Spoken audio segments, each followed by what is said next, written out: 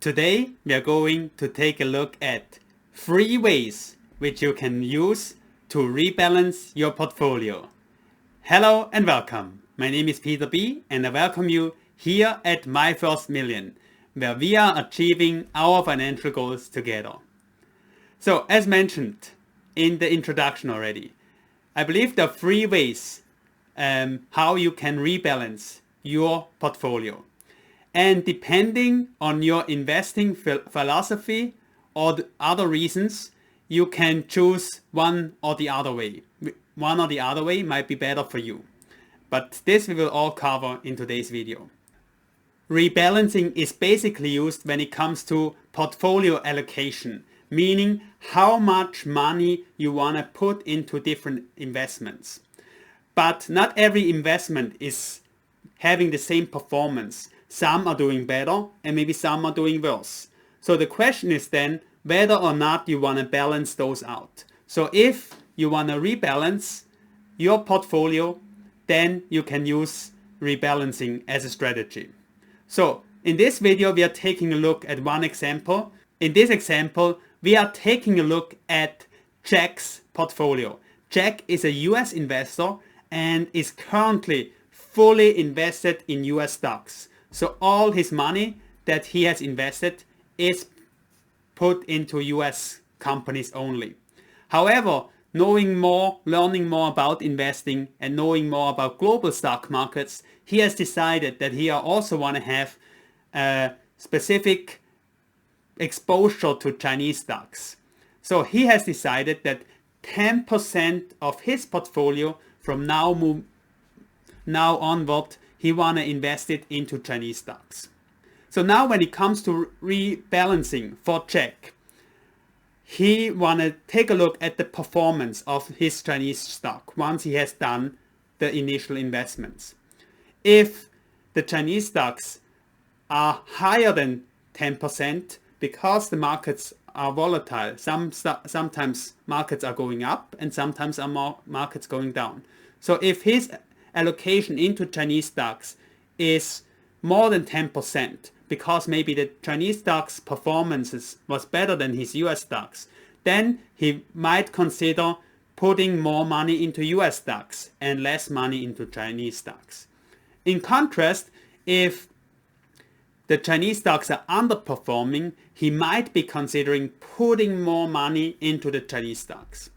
So as mentioned before, this can be used in many situations. We are just taking the 10% in Chinese stocks as an example. But you can use this also like, for instance, how much you want to allocate to bonds versus stocks. Or if you invest into individual stocks, maybe you want to invest into car companies, then you can allocate, okay, I have maybe 3 car companies that I want to evenly distribute the money into. These are all examples where you can use rebalancing. So now we are coming to the first approach on how you can do rebalancing in your portfolio.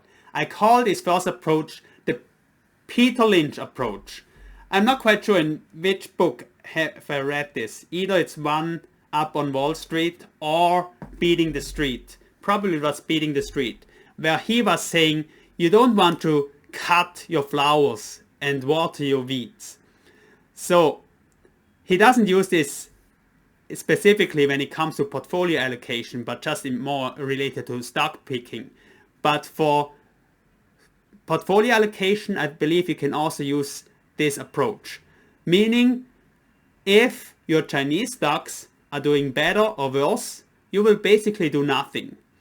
Meaning, whenever you have more money to put into the market, you will just allocate 10% to the Chinese stocks. So let's say every month, if you have a dollar cost averaging model, that every month you're putting $1,000 into the market, every month you will just continue to put $100 into Chinese stocks. So this is just how much you allocate into the stock market when you do the investments. And then you don't care if the Chinese stocks are doing better or worse. If the Chinese stocks are doing better, then you're participating in the overperformance of Chinese stocks. If they're doing worse, then maybe you will have some potential later to catch up again in the future. So you want to use this investment philosophy if you believe that over a long period of time, always some investments will perform better than others. But maybe for now, you're not sure which one will be performing better. But you want to just take the approach that you want to make sure that you're not cutting your flowers, that you will continue watering your flowers, regardless of the current performance.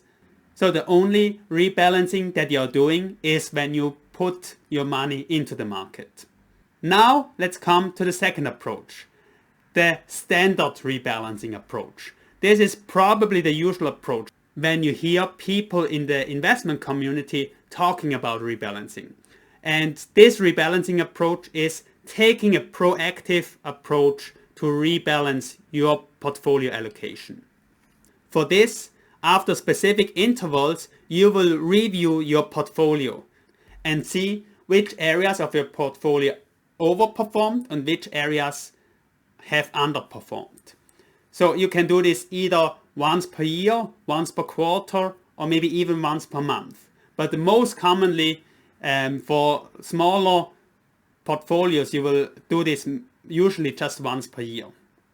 So what will you do in this approach? So maybe once per year, maybe at the end of every year, you will take a look at your portfolio and see what percentage of your portfolio is now allocated toward Chinese stocks. If more than 10% of your portfolio is allocated toward Chinese stocks, you will sell a portion of your Chinese stocks. And the money that you get back from the sale, you will put them into your other investments. In contrast, if the Chinese stocks underperform the market, so meaning they are now less than 10% of your total portfolio, you would sell some portion of the other investments and put the money into Chinese stocks, so that at the end of the year or the beginning of the next year, your Chinese stocks will always be rebalanced back to the 10% allocation that you're comfortable with. So when do you use this approach? Usually you will use this approach if you are a little bit more risk averse.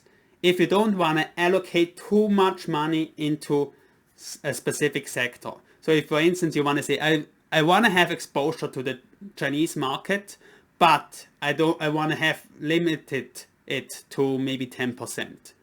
Also, you will use this philosophy if you believe there is some reversion to the mean always going to happen. That sometimes some markets are overvalued and others might be undervalued.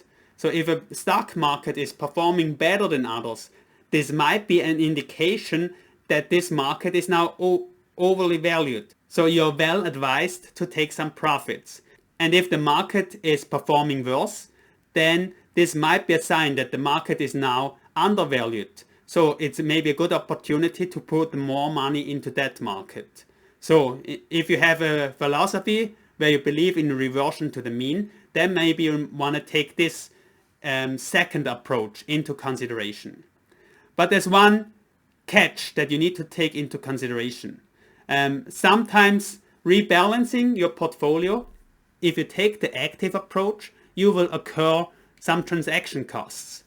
You are buying and selling stocks might cost you some money. So you want to take this into consideration so that you don't add additional costs into your portfolio allocation. Now, let's come to the last approach, the third possible approach that you can use for rebalancing. I call it the passive rebalancing approach. This approach is somewhat in between the first and the second approach. With this approach, you will rebalance your portfolio only when you put more money into the market. And this approach works probably very well if you are regularly allocating money into the market. Like, for example, putting $1,000 into the stock market every month. And the difference to the first approach is, though, you will not just always put 10% into Chinese stocks, but you will take a look which areas have overperformed and which have underperformed when you put more money into the market. So in situations where Chinese stocks overperformed, maybe you will not allocate $100 into the market anymore. You will not put additional 10% to the market, but maybe you cut it back, maybe even to zero for a while, until maybe your other investments caught up to the performance of the Chinese stocks, so that over time the valuation will come back to the target 10% just with the strategy that you continuously invest every month. In contrast, when your Chinese stocks are maybe less than 10%, you will adjust how much money you will invest with every new investment that you're making into Chinese stocks. So if next month you have another $1,000 that you want to invest and you see that the Chinese stocks have underperformed, then you will put more than 10%, more than $100 toward Chinese stocks. And in extreme cases, it might be even that maybe you will put the whole $1,000, the whole allocation of the month to the Chinese stocks in order to balance out and get back to the 10% target level that you would like to have allocated toward the Chinese stocks. So with this third approach, you also have a similar mindset like the second approach, that there is a reversion to the mean. But in contrast to the second approach, you will have less transfer costs and you will do less portfolio reallocation, but only do the reallocation when you have additional money that you want to put into the market. Do you rebalance your portfolio? And if yes, what of the three approaches are you using? Please write your approach in the comments below. For me, I'm mainly using rebalancing for my investments into ETFs.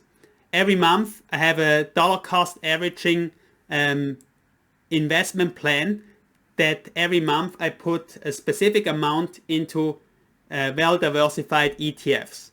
But I will use the third approach to identify how much money I want to put into each of my ETF. So if one of the ETFs is overperforming, it will get less fresh capital. If one ETF is underperforming, I will put more fresh capital into that ETF. Overall, I believe that rebalancing can be a very good approach to also manage your risks in your portfolio. Thanks a lot for joining me today. I look forward to see you in the next video, and especially I look forward to see you winning financially.